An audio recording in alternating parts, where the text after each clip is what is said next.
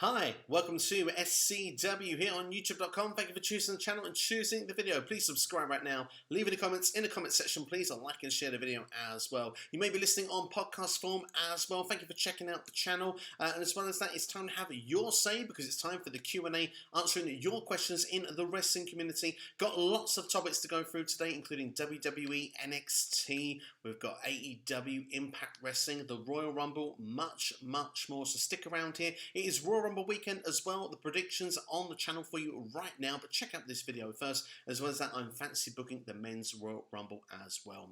If you want to get involved on the next episode of AskSCW, then leave the hashtag AskSCW. You can drop a question in the comments on YouTube, or you can follow me on Twitter, Instagram, or Facebook. All will be coming up on the screen right now on YouTube. They will be in the description if you're listening on podcast form. We've got some great topics for you today, including what if AEW actually had a Royal Rumble themselves? How would that go down? Who would win it? NXT TakeOver is coming up in a couple of weeks. Going to predict the match card for you. And does AEW need Tessa Blanchard? They are some of the topic points we'll be touching on first here today on AskSCW. So without further ado, let's get straight into our first question this week. And our first question then coming from Scott Robertson. Prediction for the NXT TakeOver card on 14th of February.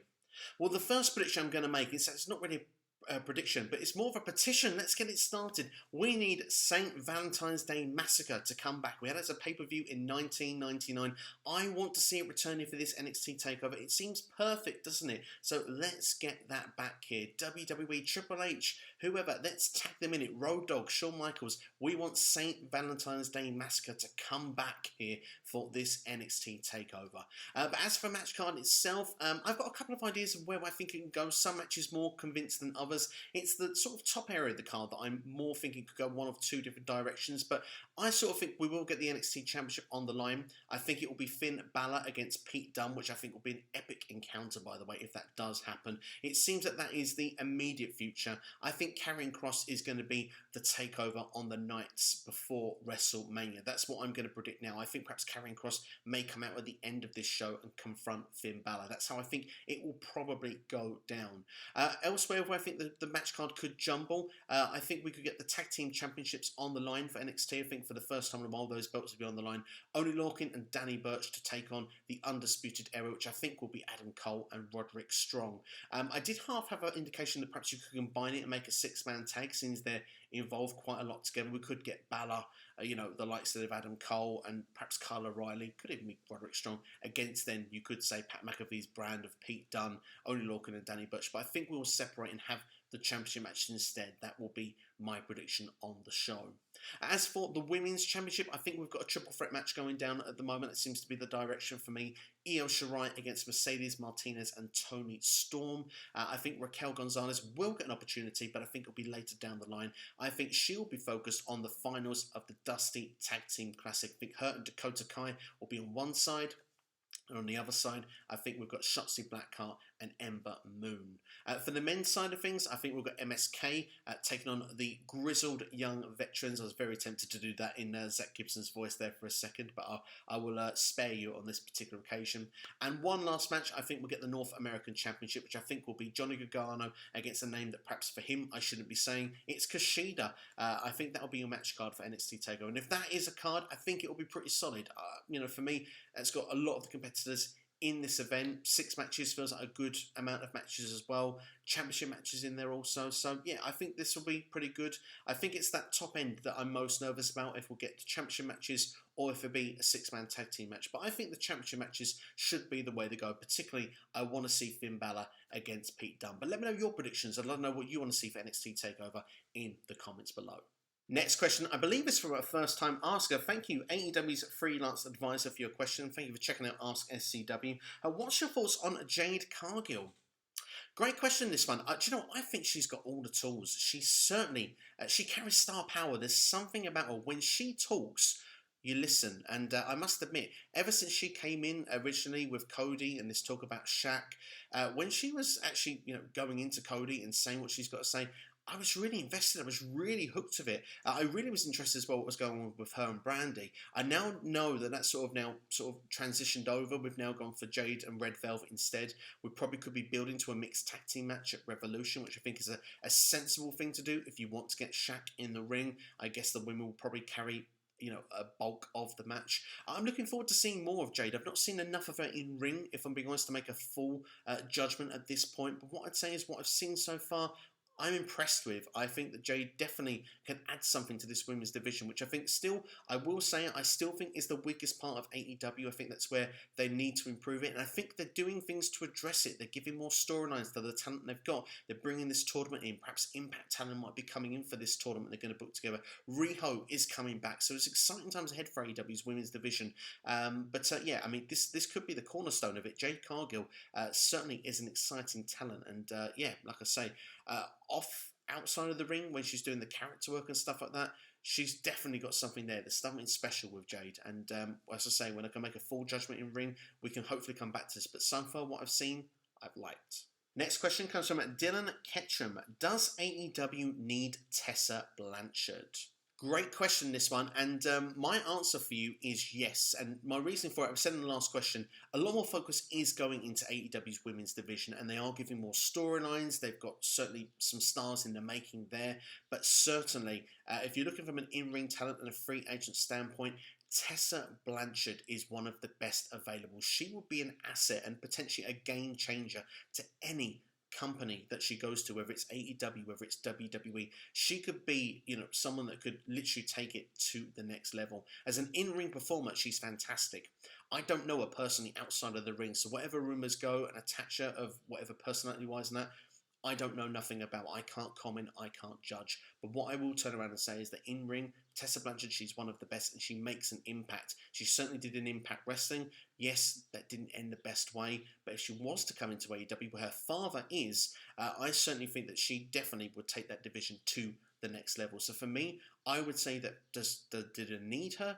I mean, of course you could say they've got some great talent there, but certainly, like I say, it's a game changer. I think they should go for it. I think any company should be going out trying to sign Tessa Blanchard.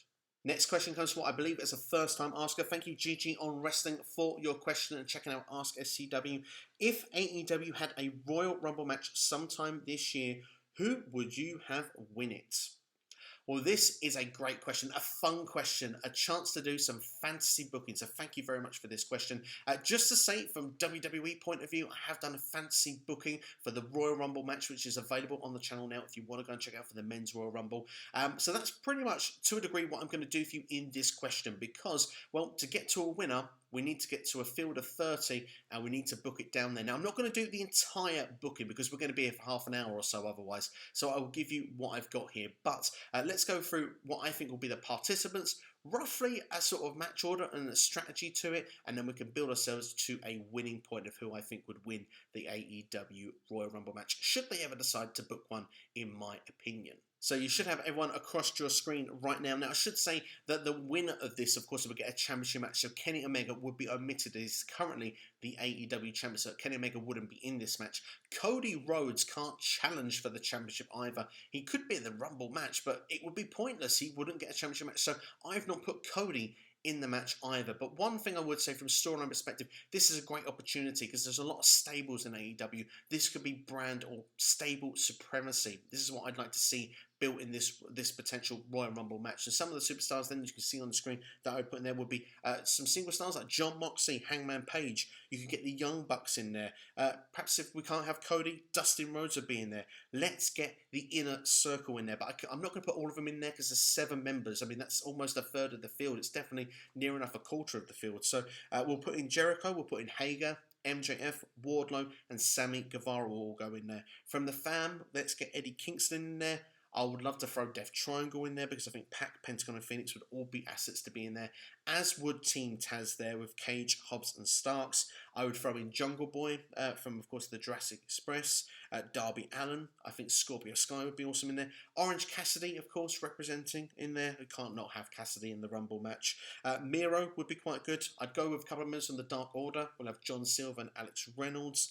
We'll have Lance Archer in there, of course, as well. Let's get FTR in there. We'll get Dax Harwood and Cash Wheeler. Matt Hardy. We'll also have Doc Gallows and Carl Anderson as surprise entrants because, of course, you love surprise entrants in Rumble matches. And I think as well, looking at it, they will be coming from Impact Wrestling. And a great storyline you can do from them is that they're there to protect Kenny Omega to not get a competitor that, I mean, say if they win it, maybe Kenny can pick who he faces or something, and perhaps as well they could be in there with the insurance policy to make sure it's not Jon Moxley or someone else that he fears in the match. So let's then go through a order and how perhaps to book that Rumble match, shall we? And at number 1 and number 2, of course, are very important people to kick off the match. I think AEW would book this differently to WWE purely on the basis that I think most people that come in are not going to be in there for like 30 seconds and thrown out of the match. So I think everyone is going to be booked fairly strongly throughout. It's one thing that AEW does differently to WWE. But to start things off, Jungle Boy will be a great way to kick it off and get that fantastic music from the start as well. Now, it's great to see the 80s tune being thrown in there.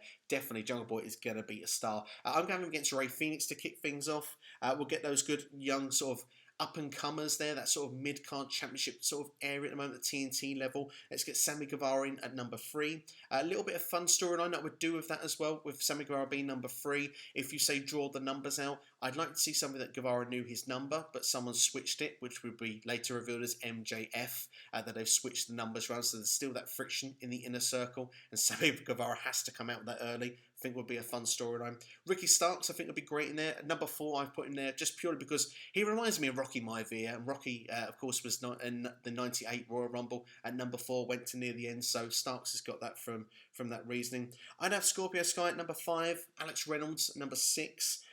We could then have some fun there with Matt Hardy at number 7 there. At number 8, I'd have Miro in there. Of course, Miro, for me, I usually would book him later in the Rumble, but I do think he's been booked quite poorly in AEW at this point. I think that they would have him quite early in there, but someone like him, and then number 9, Brian Cage, you could say they could start eliminating some of the lesser people in there.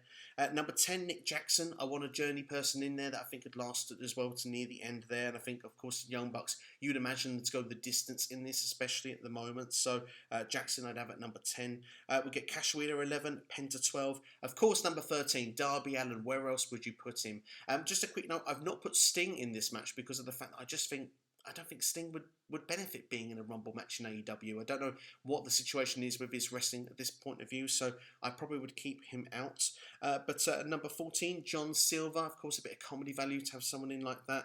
Dax Harwood at 15, Powerhouse Hobbs at 16. We could start then getting towards that sort of latter part of the Rumble because you've got that early field, and just to sort of go about it, you can sort of see people like Jungle Boy, you can see Sammy Guevara, Nick Jackson, say those people sort of surviving the numbers.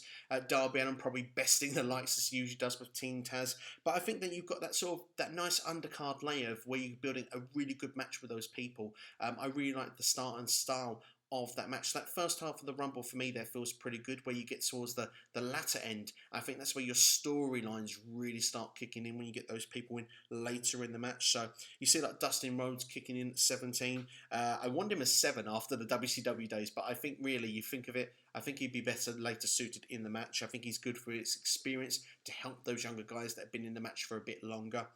Carl Anderson, then I think we can start building towards the people you want to protect Kenny Omega. Pac, I think, is someone that should be in and around the championship picture.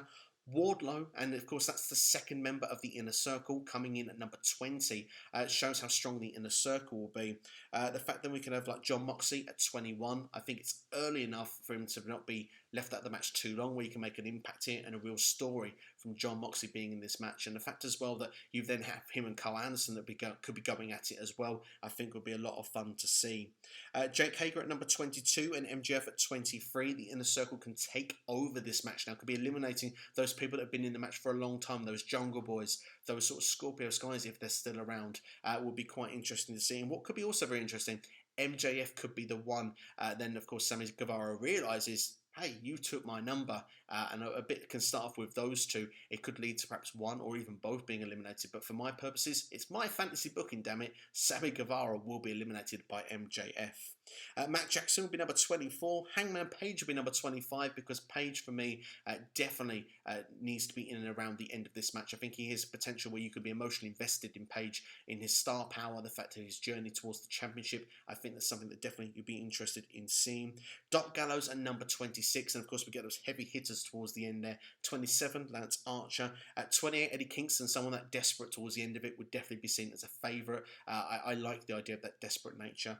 29, Orange Cassidy. Now, I kind of flitted in different places to put him in there. His laziness in a Rumble match could really provide comedy value. How long it could take him to even get to the ring, just so it could be entertaining itself. The idea of not doing a lot and people wrestling around him, I feel feel seems quite fun. And to have him near the end as well just gives you that sort of difference of babyface. Someone to just break up this serious tension we've got going on in the ring. If you need that slight comedy moment in there, you can do that with Cassidy. And the fact that you can take him to his serious level as well, where he realises he's got a chance to try and win this match. Chris Jericho is the obvious one that has to go in at number 30. The experienced one, the legend, is the one that's probably the most experienced as well with Rumble matches. Definitely would make him a heavy favourite in there. I'll break it down to a final 6 because I think that's a good way to do it, so we can book towards the end of this.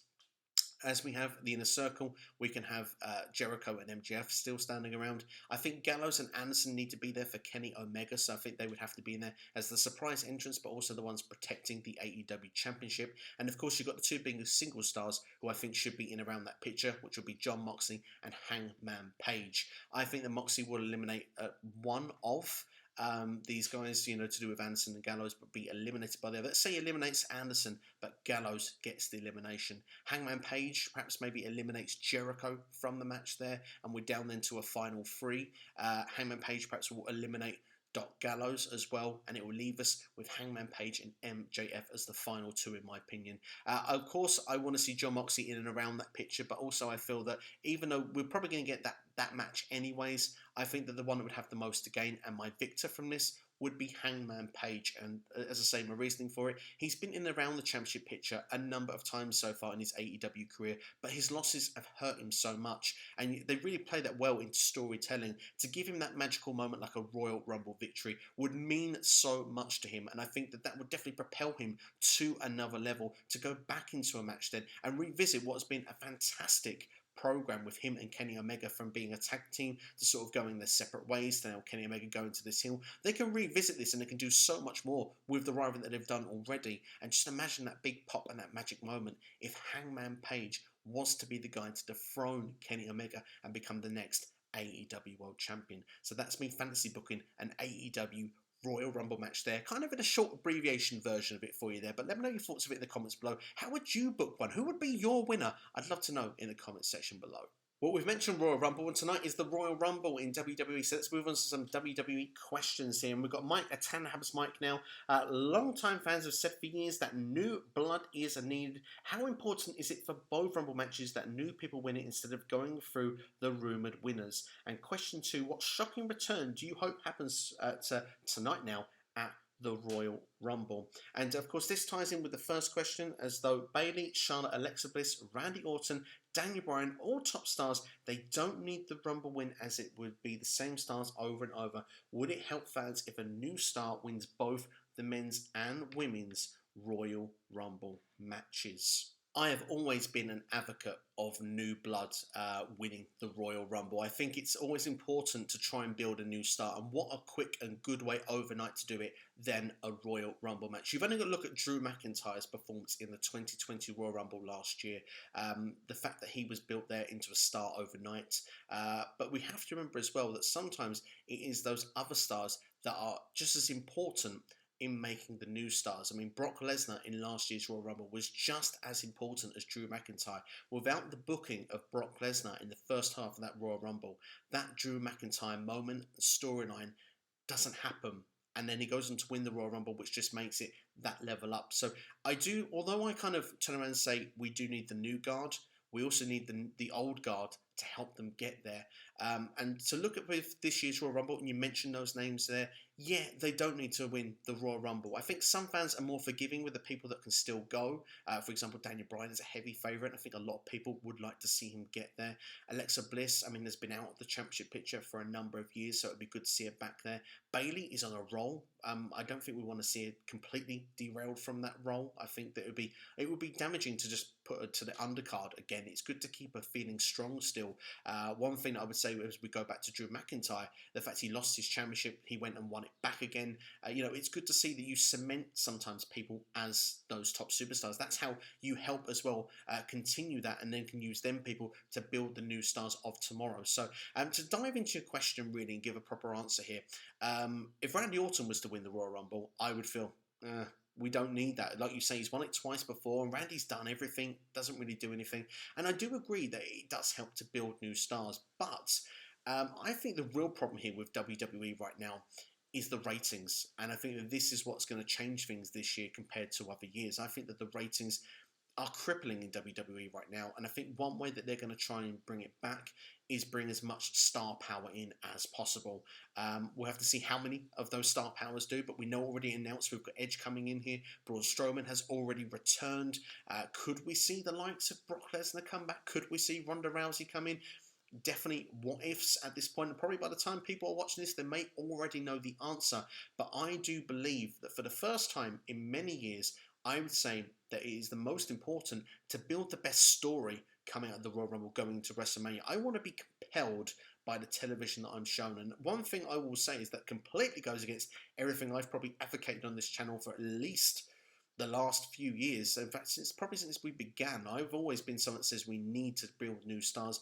I feel this is the first year perhaps I'm not as desperate for a new star to win one of the Royal Rumble matches. And I will say that for the men's, I think, is not as critical. The women's Royal Rumble, however, I think could do with a new star. You look at Rhea Ripley, Bianca Belair, I think they could definitely benefit with someone like that, someone that can take things to the next level. Bianca arguably probably doesn't need to win the Royal Rumble because she could still end up in that championship match with Sasha Banks at WrestleMania anyway.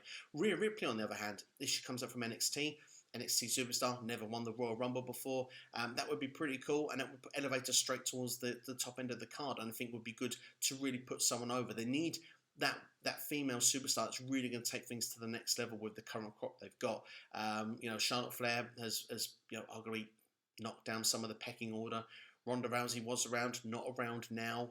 Becky Lynch has not been around, and I feel her sort of void hasn't been filled. They've done a good job with Asuka, but I do feel in recent weeks I've found myself not as invested with what she's been doing. I definitely want to see a refreshment of her character.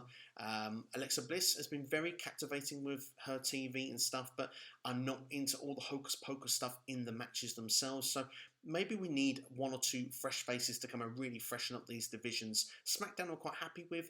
Raw, for me, needs that next level superstar to really bring things up. So for me, if Rhea Ripley could come in, win the Royal Rumble, and then go to Raw, I think we could really freshen things up over there. I think that'd be really cool. As for the men's Royal Rumble, I mean, it wouldn't surprise me if a Brock Lesnar was to come in and win it, and I don't necessarily think that could be the worst thing either. As I've said in other videos, I think Brock versus Roman Reigns with the Paul Heyman storyline actually could be quite captivating. The fact that we could have a face Lesnar against a heel Roman, for me, it's quite interesting, and I'm surprised actually that a lot of people are quite positive about it. I did it for my fantasy booking video, which I think a few people seem quite in favour of, and when I suggested it on Twitter as well, it didn't get as much negative feedback as I was expecting. I think people are kind of interested in that dynamic and think it could be a fun story, and I think that Roman Reigns right now has been a fantastic story in WWE, and of course the other critical point of it is then that Roman defeats Brock at WrestleMania. That's also the key component here, because Roman cements himself as the number one bad guy, the number one. He's taken over Lesnar. Lesnar now is a level below. We don't have,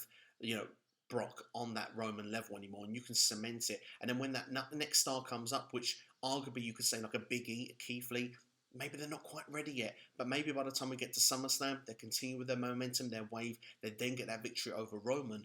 Damn, it means so much more, so much quicker, and we've not had to rely on that star, that old star, bringing them back to then have to give someone that rub and that victory. Maybe you can still do it later down the line. Maybe Survivor Series, you bring Big E and Brock and you have that match and Big E wins again. But at the same time, you sit and think to yourself, well, what can we do this year to try and not have to rely on these legends as much? I think that's the key component here, and what can make really bringing legends back work. But of course, when it comes to the Royal Rumble match, people will say to you, look, if you've beat 29 other people, you've thrown them over the top rope, and you are going to WrestleMania, you've instantly made that WrestleMania moment. If someone like Big E was to win tonight and he gets that opportunity at WrestleMania, all the eyes are watching him on that night. And of course, if you get Kofi Mania happen again, then you just have to book it right like you did with Drew McIntyre last year. So there are two different sides here. It's compelling arguments either way. My side that I lean on, I want to see new stars being built.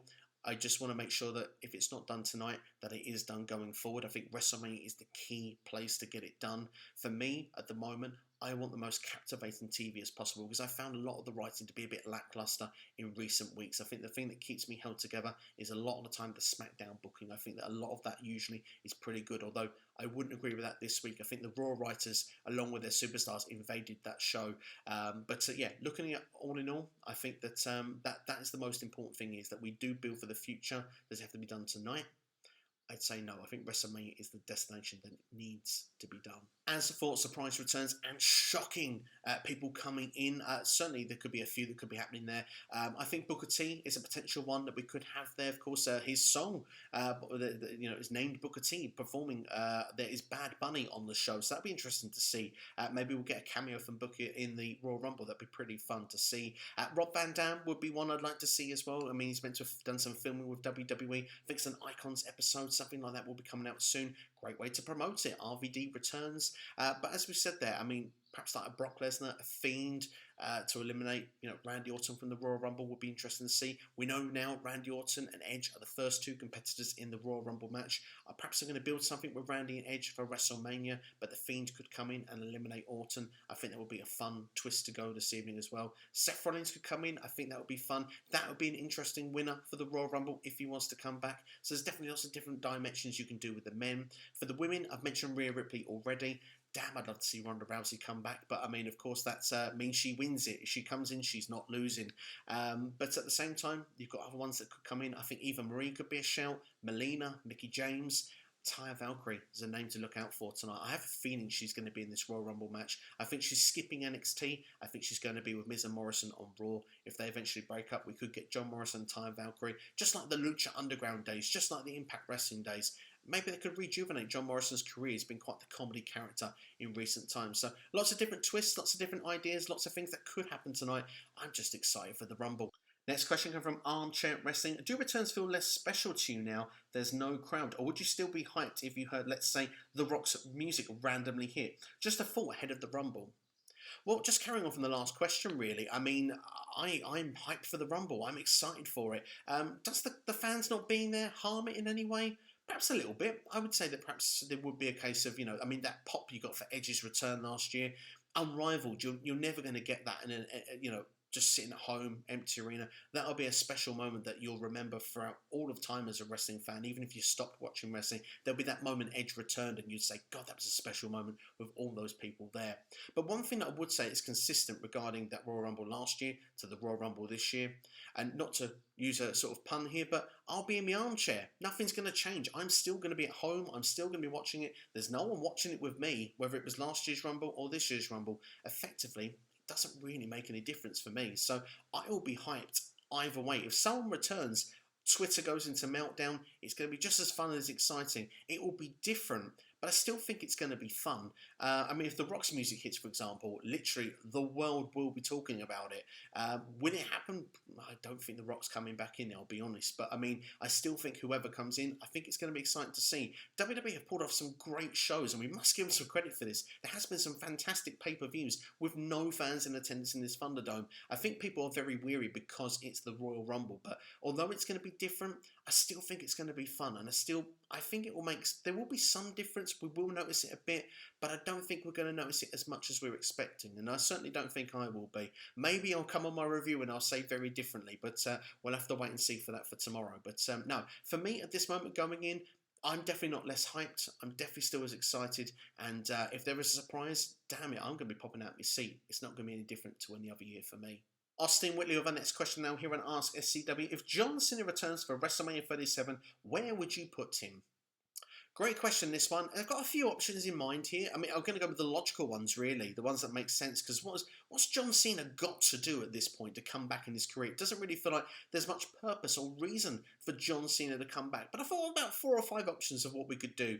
The obvious ones, the first 2, are championship matches, because that 17th world title is the reason John Cena would want to come back. There's no other reason. And again, if he comes in the Rumble tonight and wins it, and faces Drew McIntyre or Roman Reigns at WrestleMania, it would be a big explosive moment, wouldn't it? Be something that everyone would be talking about. I'd be more inclined to see Drew versus John Cena because we've not seen it, but Roman in this character against John Cena could be interesting television as well. You could argue is the biggest match that WWE could do still, which says a lot for building new stars, really, when you've got to have John Cena come back, who's not really been a full-timer for a number of years now. But there are other matches you could do as well. A retaliation against The Fiend, of course, after last year's Firefly Funhouse. Surely he's been missing for however many months. Surely he'd want to get some revenge on that. Would be interesting to see a regular one-on-one match between the two.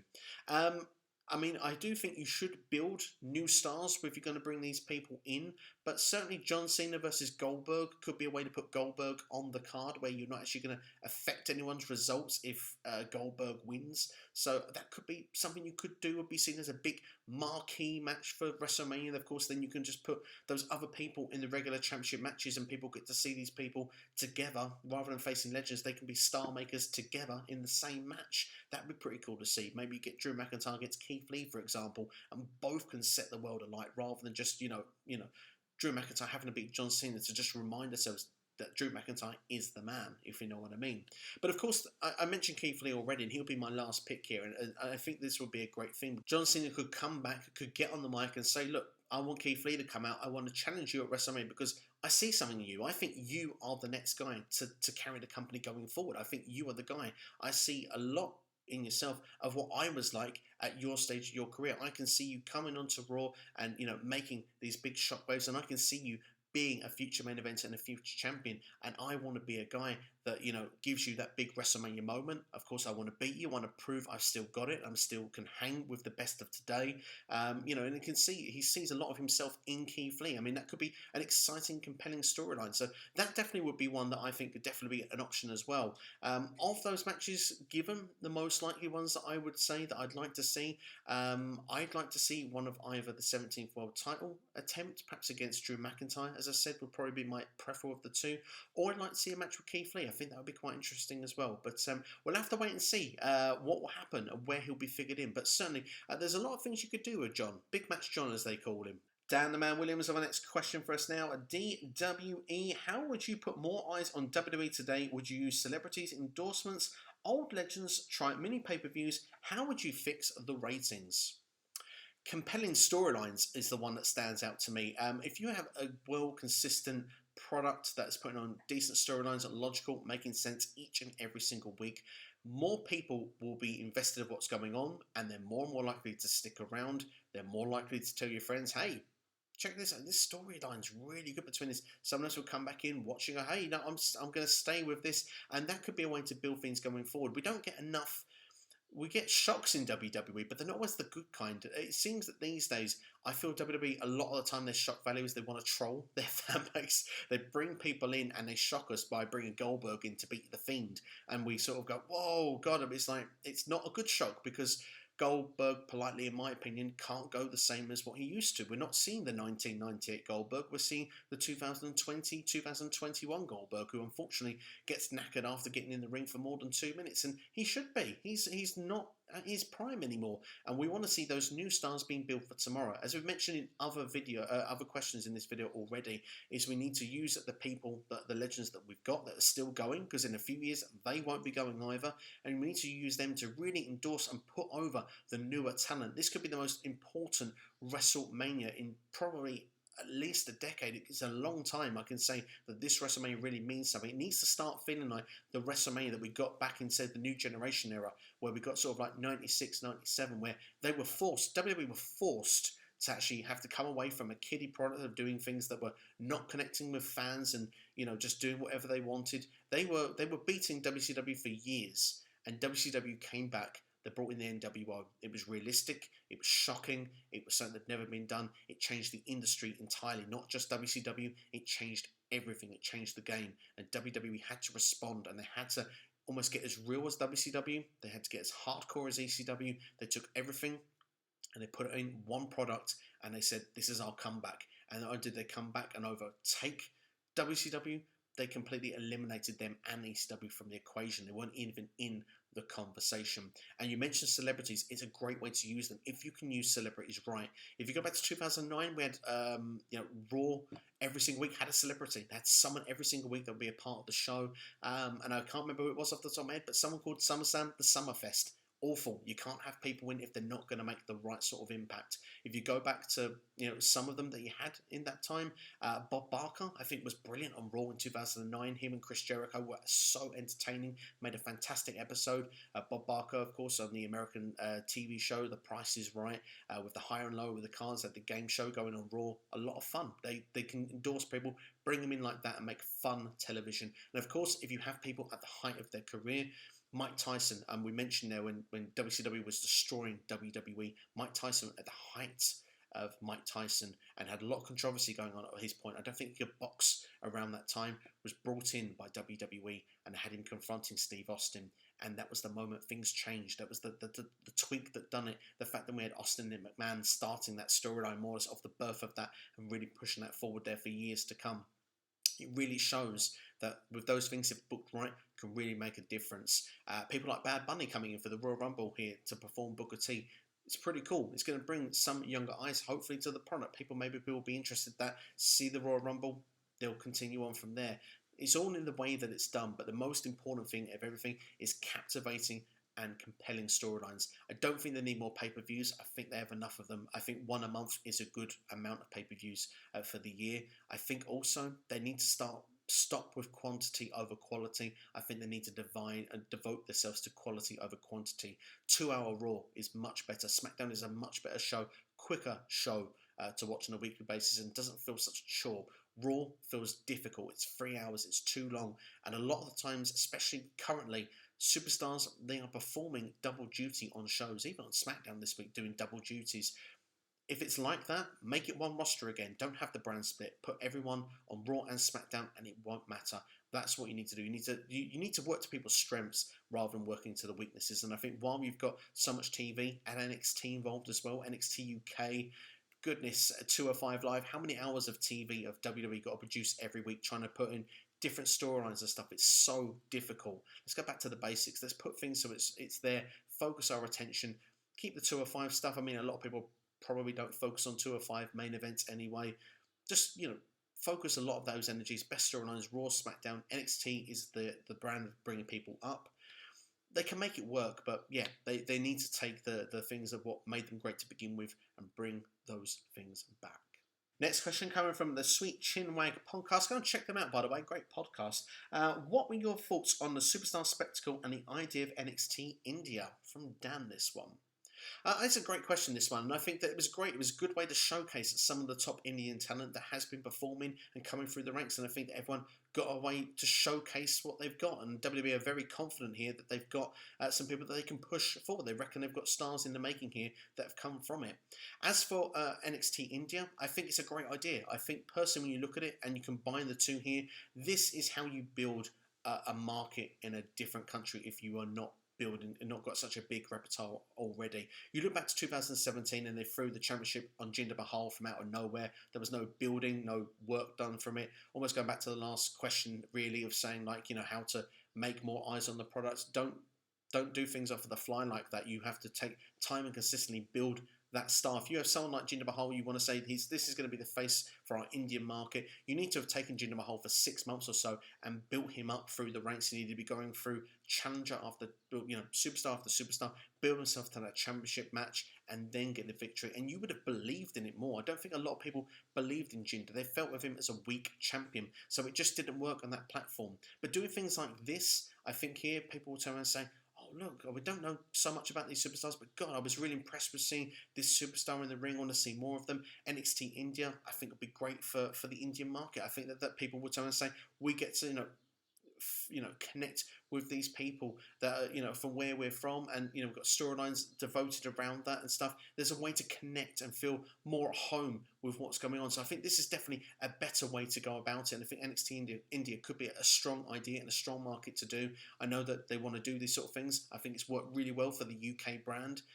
Watching it, I mean, I quite enjoy when I do watch NXT UK. I think it's a lot of fun to watch, and a lot of superstars that whether it's from where I'm from Essex or from wherever, you kind of have that things, and sometimes you have those sort of inside lines and jokes and stories that you sit and go, I connect with that because, I'm from around the block. I know what's going on. And they can do this with other markets. I mean, I know there's been rumours with Japan as well. I wouldn't be surprised if in time we see all of these markets put together. And this is definitely a great way to build the brand, build the product. And I think this certainly will get more people. If there's not as many people in the Indian market watching WWE right now, I think this is more the right way to go about it to getting them involved. Next question has come from a Mark Q World Order. Do I want to see Tommy Dreamer continue to wrestle on pay-per-view cards? And on a scale of 1 to 10, how happy am I that Trey has come back to Impact Wrestling? And why is it a 10? Well, it's 11 actually, but no, seriously, no, no, it is a 10 because seriously, it is great for Trey to be back in Impact Wrestling. It's great for Impact Wrestling. Let's be fair, as an Impact Wrestling fan, you don't want to see all these people you build up so well to keep continuing to go to other products. I mean, you've seen so many go to WWE and AEW over the last sort of couple of years, and those people, if they'd all stayed in Impact Wrestling, just think how strong that brand would have been, and if they'd had the money behind them, like, for example, say Tony Khan took a punt, said Impact Wrestling was the one, and we're going to put them on the scale of what AEW had been. It could have been Impact in that position right now, you know, because they had so much star power. But they still do have these great stars in the company, the stars of tomorrow, and that's what they need to focus on. And Trey is a great example of that. Trey, for me, is someone I think politely. I'm a big fan of Trey Miguel. I think he's a great in-ring worker. I think in WWE, if he'd have gone there, which was the rumoured destination, the Rascals or the MSK tag team, there's a gap in the tag team market.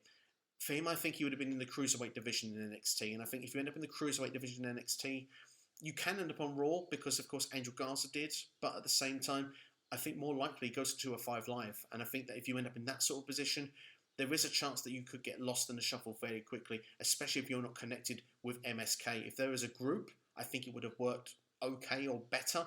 But if it had been an individual, I could have seen him getting lost, and that would have been sad to see, especially as he had such a good, strong position in Impact Wrestling. Had he gone to AEW, I still don't think he would have been appreciated the same. I think there is at the moment perhaps too much talent like him in AEW that are getting pushed to them. I think I make a comparison with him and Jungle Boy, and I think Jungle Boy is the one that would get pushed right now. So I think that at the moment, I think Trey going back to Impact is a good thing. He came back in a main event match this week in the tag team environment. He won it. I could see perhaps a program with him and Sami Callihan would be great fun to see. Yeah, I think that the future's bright for Trey Miguel in Impact Wrestling. He probably feels he's got a point to prove that he's come back as well. He's on his own this time as well. So yeah, fingers crossed it's all going to go very, very well for him. And I definitely think you've got a star build made there for the future. Whether he goes for the X Division or the World Championship during this year, I think that both divisions will benefit from having him there. Moving on then, as I was saying about building new stars, Tommy Dreamer. This is different than talking about, say, the likes of Brock Lesnar early in the video. We're going on the Goldberg side of things here. Now, I know that he's got this championship match at No Surrender out of sentiment. He's turning 50, and Tommy Dreamer's done a lot for the wrestling business, and you can see the respect he has for the wrestling business, the tributes he does for other superstars as well. Tommy Dreamer is fantastic for wrestling, and I've been a fan for Tommy Dreamer all through the years. But there comes a time where I don't think Tommy Dreamer should be on Impact pay-per-views. If he needs to put someone over, do it on weekly TV, but I feel that we see too many Tommy Dreamer matches in 2021, and that feels very harsh to say. Someone's been in the business for that long. Respect your legends. They have, we should respect our legends. They've paved the way for the people with today. Without the legends, we don't have today. But for me, I'm not going to lie, I was a bit lackluster seeing that we have Rich Swann against Tommy Dreamer at No Surrender. It feels for me that I don't need to see this show already, and that's a shame to say that. But if I look at things of Tommy Dreamer's career, he certainly had a great career. I was a very passionate ECW fan back in the late 90s, and Tommy Dreamer was a big part of that. Certainly enjoyed his run in WWE. I was really happy when he became ECW champion under the new ECW. That's probably the nicest way to put it, in WWE. And we've seen him be a part of Impact Wrestling. We've seen the House of Hardcore. He's done great stuff. But yeah, I didn't want to see him in the championship match at pay-per-view. I'm sure that this is a one-off. I'm sure it won't happen again after this. If he's the second match on pay-per-view and he's putting someone over, so be it. But I do think that other superstars sometimes are left off pay-per-views in favour for Tommy Dreamer. I, for me, would keep him on weekly Impact TV alone. That's what I would do. Perhaps it's disrespectful to a legend, but I feel there comes a point where you need to pass the torch as well. There can be staying around for too long, and I think that I don't say Tommy Dreamer stayed around too long, but if he ends up in more pay-per-views throughout this calendar year, that argument can start to be made. Straight Edge Josh with the next question now. Who does the best stunner besides Stone Cold? God, there isn't really, is there? I mean, I'm not really a fan of anyone that does it outside of Steve Austin, to be brutally honest. As much as I'm a big fan of Kevin Owens, and I'm a real huge KO fan, I don't think he suits the stunner. I still prefer the pop-up powerbomb. I think it's a better suited finisher for KO. Or something flying off the top rope. He's very impressive when he does his splashes or his swantons off the top rope. I think that those are better suited for Kevin Owens than the stunner. It just doesn't connect for me the same. I'm not picking Disco Inferno. I'm just not going to do it. I think Willie Mack is the guy that does the best one, especially from watching his days in Lucha Underground and building up to Impact Wrestling as well. Willie Mack, for me, is the best stunner outside of Steve Austin, and it's done in tribute for Steve Austin a lot of the time. You can see the way it's conveyed and the way it's done. Every time he does that, that is a tribute of the. I was a big fan of Steve Austin growing up. You can feel that from Willie Mack when he does it, where I've seen it from other superstars doing it. Yes, I'm sure there is that, but I just don't feel that same connectability with it. So for me, Willie Mack will be my answer for the best stunner outside of Steve Austin. Last questions this week coming from Noob and Co. What are your thoughts on Miko Satomura signing for NXT UK? Would it be more champions and superstars for Superstar Spectacle? And will we see Charlotte and Asuka's storyline go full circle, or will we see Rhea Ripley versus Charlotte at WrestleMania 37? More questions will be coming from Noob and Co. We're sure, but I'll tackle these ones first.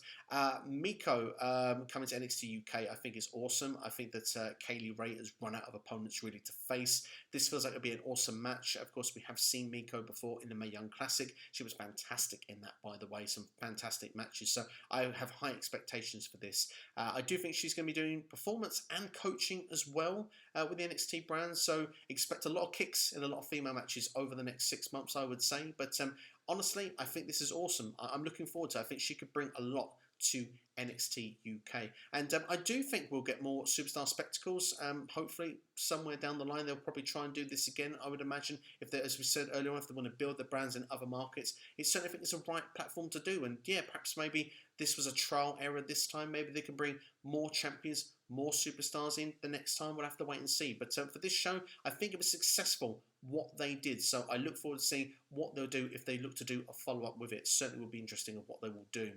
As for WrestleMania 37 and that famous storyline of Asuka and Charlotte and what will happen with Rhea Ripley, I wouldn't be surprised if Asuka, unfortunately, gets pushed to the side and it is Rhea and Charlotte. I wouldn't be surprised if it's Charlotte and Bliss. I wouldn't be surprised if Asuka is still the champion and is involved against Charlotte Flair or against Bliss or against Rhea Ripley or a Fatal 4.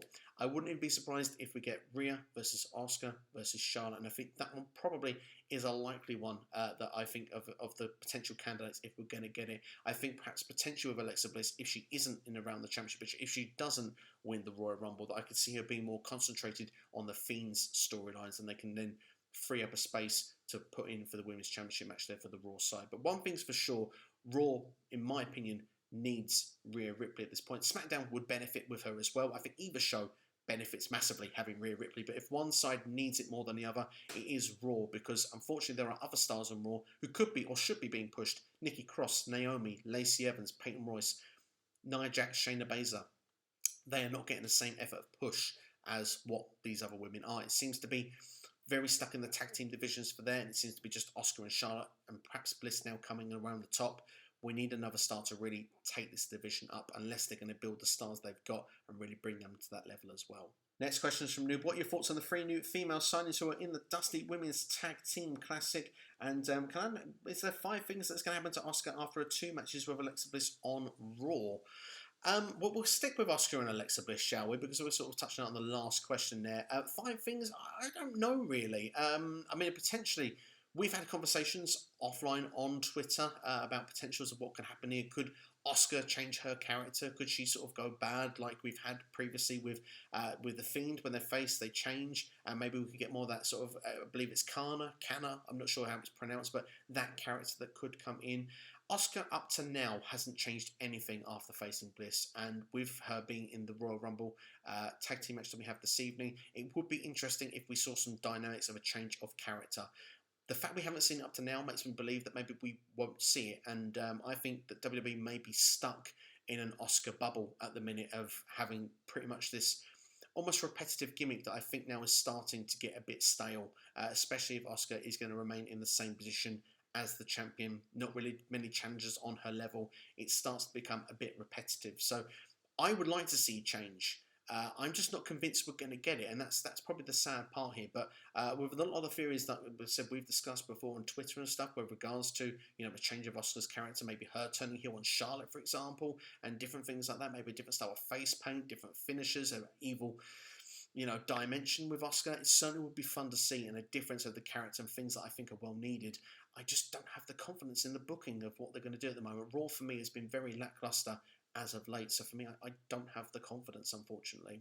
As for the NXT stars that are new in this tournament here, it's great to see them that have been a part of it. I haven't really seen much of them in the ring. Jessica Mera is probably the most that I've seen the most of, probably, because she's had a couple of matches in NXT, but not so familiar. So for me, it's more excitement, really, of seeing what we're going to get with these other stars. But certainly, I do feel that, I like to see new stars. I'm an advocate of seeing new people being brought forward, so I'm looking forward to seeing what they bring to the table.